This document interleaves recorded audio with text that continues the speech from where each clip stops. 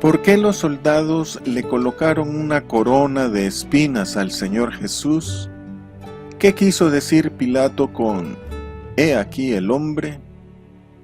¿Qué significa que el Señor sea el Hijo del Hombre y el Hijo de Dios? ¿Por qué la insistencia de los sacerdotes judíos de hacer que los romanos crucificaran al Señor?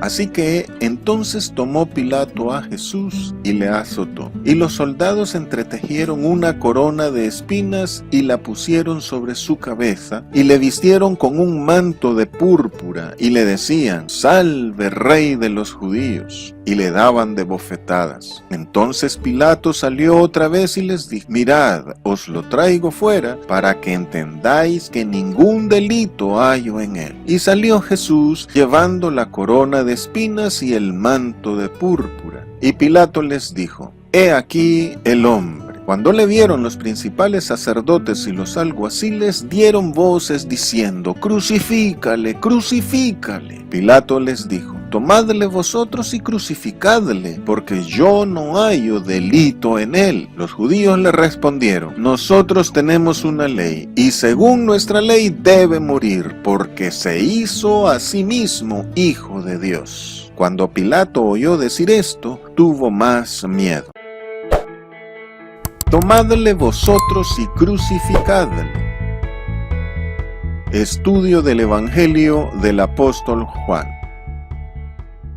Le azotó. El apóstol Juan indica que Pilato, tras dar la orden de azotar al Señor, entró al pretorio. Así, el Señor Jesús fue azotado dentro y no a la vista de la multitud hostil a Jesús. Los sinópticos agregan que se convocó a toda la compañía de soldados, por lo que Pilato probablemente presenció la vejación al Señor Jesucristo. Los ciudadanos romanos eran azotados con varas y los soldados con palos, pero con los no romanos y los esclavos se usaba un látigo de cintas de cuero crudo armadas de astillas de hueso o de bolas de plomo. La ley judía solo permitía 39 latigazos, pero entre los romanos era hasta que el soldado se cansara. Hay documentos antiguos que informan de cojera de por vida, de huesos u órganos expuestos y de casos en que los castigados murieron durante el azotamiento. Pero, de acuerdo con el apóstol Juan, la intención de Pilato era solamente calmar la animosidad de la multitud y luego soltar al Señor Jesús,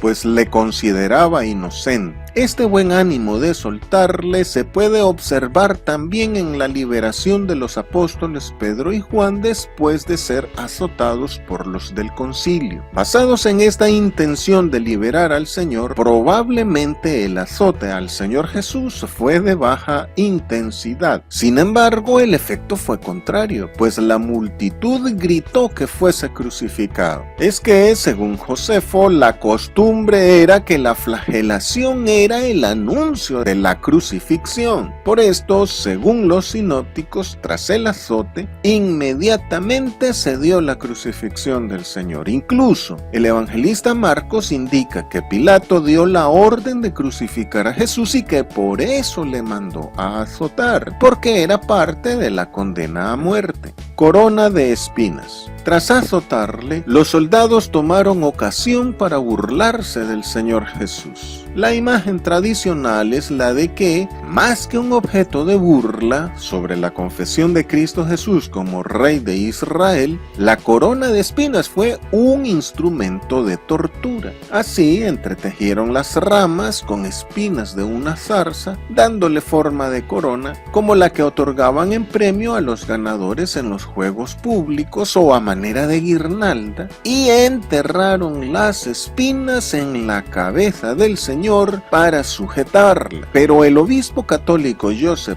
Hobart Hart en 1952 sugirió otra razón y otra manera en que los soldados probablemente crearon la corona, idea que ha tenido bastante aceptación entre los teólogos. Hart dijo que probablemente los soldados hicieron con las espinas una corona radiada como la que usaban los emperadores y gobernantes romanos romanos para indicar que eran deidades. Así, las puntas de las espinas de la corona hecha por los soldados apuntaban hacia afuera, remedando las coronas radiadas romanas. De esta manera se burlaban de Jesús como Dios y como Rey, una combinación que, según ellos, en Cristo Jesús resultaba totalmente ridícula. Manto de púrpura. Los soldados vistieron al Señor con un manto de los que portaban los altos oficiales del ejército romano, de color rojo oscuro o bien púrpura. El apóstol Mateo especifica que fue un manto escarlata. Según el evangelista Lucas, los soldados de Herodes ya habían escarnecido al Señor Jesús de la misma manera y le decían: «Salve Rey de los judíos», «Salve el Rey» o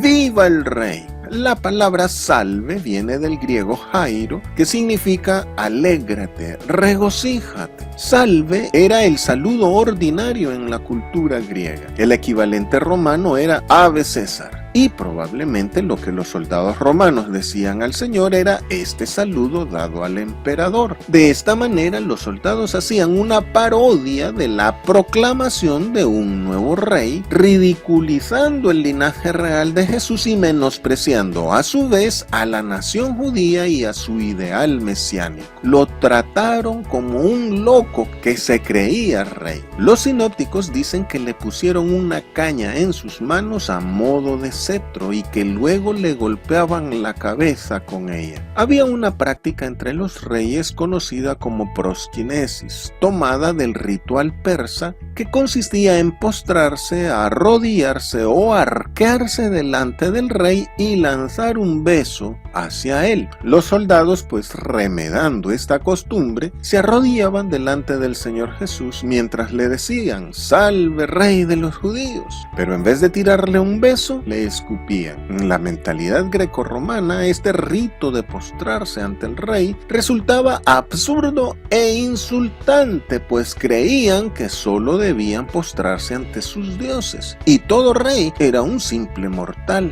También los sinópticos señalan que le cubrieron el rostro y que le golpeaban y abofeteaban diciéndole: «Profetiza, ¿quién es el que te golpeó?». Ante todo esto, el Señor Jesús no alzó su voz, tampoco alzó sus manos, ni para defenderse. No hubo ni un solo gesto de violencia en él. De esta manera, el Señor nos enseña que los valores en el mundo están invertidos. El verdadero rey no ejerce la fuerza, no demuestra su poder sometiendo, sino sirviendo a los demás. El verdadero rey no mata, sino que es suficientemente fuerte y libre para conceder vida a sus enemigos e incluso dar su vida por ellos y por todos. La verdadera grandeza de Cristo Jesús como Rey es su amor que concede vida. Lo traigo para que entendáis. La conducta de Pilato es desatinada por contradictoria. Considera inocente a Jesús, pero lo azota como si lo quisiera crucificar. Lo quiere liberar, pero lo muestra con los atuendos de burla, ridiculizándolo también él frente a la multitud que lo odia. Su conducta es tan contraproducente que en lugar de convencer a la gente de la inocencia de Jesús, los persuade de lo contrario. Con sus actos niega la inocencia que proclama.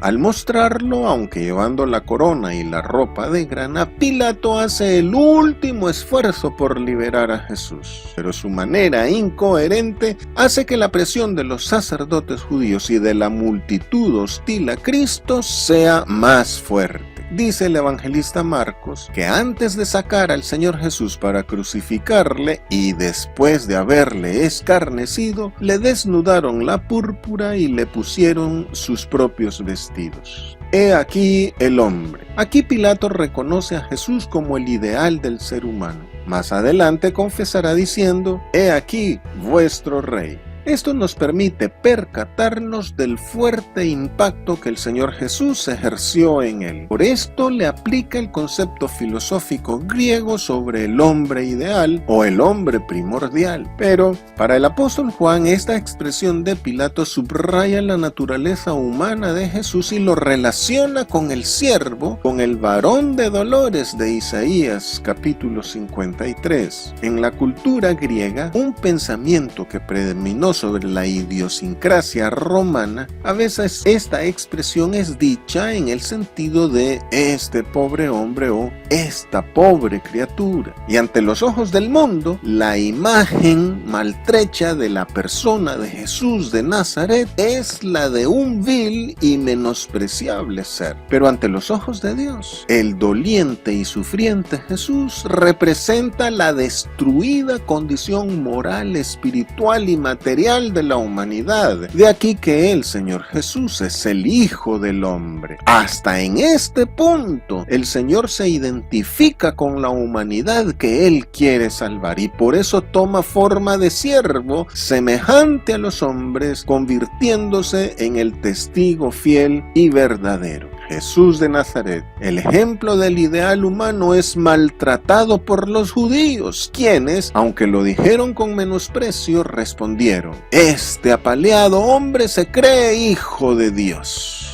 ¿Cuántos apaleados por la vida vemos hoy que sabemos que somos hijos de Dios? Es que ahora comprendemos que en el plan salvífico de Dios a través de Jesucristo, para ser un verdadero ser humano es necesario primero ser hijo de Dios. Tras el sincero arrepentimiento de nuestros pecados, por la semilla de la palabra sembrada en nuestros corazones, nacemos de nuevo. Y todo el que recibe a Cristo tiene el derecho de llamarse hijo de Dios. Y el Espíritu Santo empieza la buena obra de restaurarnos a la prístina condición en que fuimos creados. Y la continúa hasta que lleguemos a la medida del varón perfecto, a la estatura de la plenitud de Cristo. Y como le vieron, gritaron: ¡crucifícale! ¡Cuánto odio hacia Cristo Jesús! Que apenas le vieron, y en cuanto le vieron, se exacerbaron sus emociones contra él. El Señor les irrita tanto que con solo verlo, la gente se altera contra él. Esto nos recuerda al endemoniado de Gadara, que en cuanto vio al Señor le gritó: ¿qué tienes conmigo, Jesús? Y si nosotros somos verdaderos hijos de Dios, los que odian a Cristo, en cuanto nos vean a nosotros, también sentirán ese mismo desprecio contra nosotros y nos atacarán. El apóstol Juan dice que quienes gritaron contra el Señor fueron los sacerdotes y los alguaciles, pero los sinópticos señalan que la multitud también gritó contra el Señor. Es que las autoridades judías eran las que incitaban a la multitud y su hostilidad contra el Señor Jesús era persistente. Y todos ellos aumentaron luego su presión sobre Pilato. Es llamativo el hecho que respecto a Barrabás se dice que persuadieron a la multitud en el sentido de petición, pero en cuanto a Jesús el Cristo, dice que azuzaban a la gente contra el Señor y de manera enfática exigían a gritos la pena de muerte. Tomadle vosotros. Pilato se da por vencido y dado que él no quiere ser el ejecutor, les dice: les doy permiso para que ustedes mismos lo crucifiquen, hagan con él lo que quieran. Probablemente Pilato, de lo exasperado que estaba, habló a la ligera, y si las autoridades judías le hubiesen hecho caso, Pilato se hubiera metido en serios problemas con Roma. Pero los gobernantes judíos no querían simplemente matar a Jesús, querían darle la muerte más ignominiosa, esa que solo los romanos podían ejecutar, y entonces presionaron más a Pilato. Por su parte, dice el apóstol Mateo que aquí es donde se da la escena de Pilato lavándose las manos y trasladando la culpa a los gobernantes judíos. A su vez, muestra al pueblo responsabilizándose a sí mismo y a sus hijos de la muerte de Jesús. Según nuestra ley,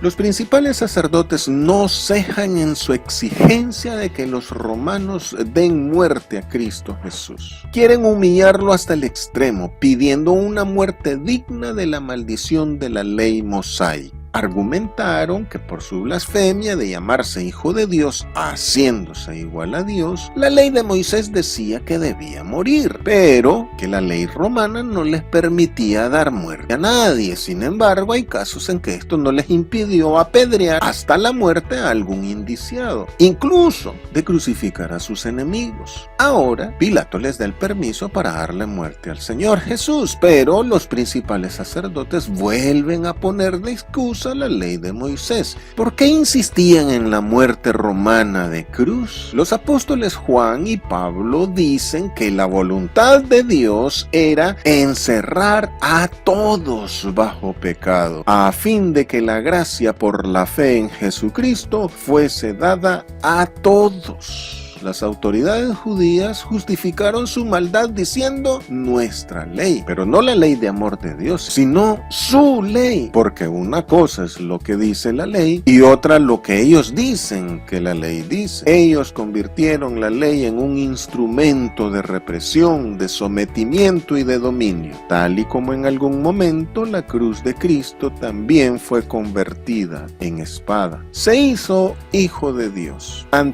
He aquí el hombre de Pilato, los sacerdotes judíos antepusieron el carácter de Jesús como hijo de Dios, diciendo, se hace Dios a sí mismo, y así confiesan la verdadera razón por la cual quieren matar a Jesús. Es una razón religiosa y no política, como querían hacérselo creer a Pilato. Pero esta verdadera razón de ser el Hijo de Dios perturbó a Pilato y ya no fue capaz de volverles a decir como al principio, júzguenle según vuestra ley. El Señor Jesucristo ya había rebatido este argumento a los fariseos. Si vuestra ley llamó dioses a los ungidos de Israel, ¿por qué decís que yo blasfemo? A Adán se le llamó hijo de Dios y al rey David también. ¿Por qué Jesús no puede serlo? Es que Cristo Jesús no encuadra en el esquema político, militar y terrenal que manejan los principales de entre los judíos sobre el Mesías, el Hijo del Bendito. No comprenden cómo puede ser que Jesús rechace la gloria humana y que pretenda salvar a su pueblo muriendo, y que además incluya a los no judíos en su plan. Esto les resultaba intolerable. Cristo Jesús se ha opuesto a toda la institución jurídica de los gobernantes de Israel, lo que según ellos demuestra que no puede ser de los suyos. Pero hoy, nosotros los creyentes, por el Espíritu Santo, comprendemos bien y confesamos que Jesucristo es el Hijo único de Dios. Y con esta confesión empieza el Evangelio. Es interesante constatar que el Señor Jesús murió por esta buena y necesaria confesión que el creyente hace, que Jesucristo es el Hijo de Dios y que ha sido enviado por Él. Es más, muchos creyentes serán perseguidos y muertos por la misma razón, por ser hijos de Dios, por su fe en Cristo Jesús. Tuvo más miedo. El constante deseo de Pilato de liberar a Jesús y la recomendación de su esposa muestran miedo en Pilato. El miedo es la base de su ir y venir, de su entrar y salir del pretorio. Ahora, la noticia sobre el origen celeste de Jesús le da más miedo. Esto nos recuerda la sentencia apostólica de estar atentos si nuestro corazón nos reprende. Es el Espíritu Santo en Cristo convenciendo de pecado a Pilato. El Espíritu Santo no buscaba la liberación de Jesús, sino la conversión de Pilato, y lo dejó ejercer su libertad de decisión. Pero Pilato se resistió a esa gracia. Pilato creyó que Jesús era el Hijo de Dios y sintió temor, pero creyó parcialmente porque estaba motivado por una fe supersticiosa. ¿De dónde eres tú? Pilato quiso verificar este nuevo dato que recibía y se lo preguntó al Señor Jesús, pero el Señor no le respondió, porque una pequeña alusión a su origen divino influiría en la decisión de Pilato, y el fallo lo debía dictar por él mismo. Pilato, pues, queda solo ante dos opciones. Por un lado, su conveniencia política ante los gobernantes judíos, y por otro, Cristo Jesús. Debía decidir soltar o crucificar al Señor Jesús. Pilato tiene suficientes elementos de juicio para dictar sentencia. Ya sabe de la envidia de los sacerdotes judíos. Está convencido de la inocencia de Jesús, de su linaje real, de la naturaleza de su reino y ahora de su origen divino. Pero el Señor Jesús quiere que toda decisión tomada a favor o en contra de Él sea de manera libre, voluntaria y espontánea. Al final, Pilato sintió más miedo de los principales de los judíos y del César.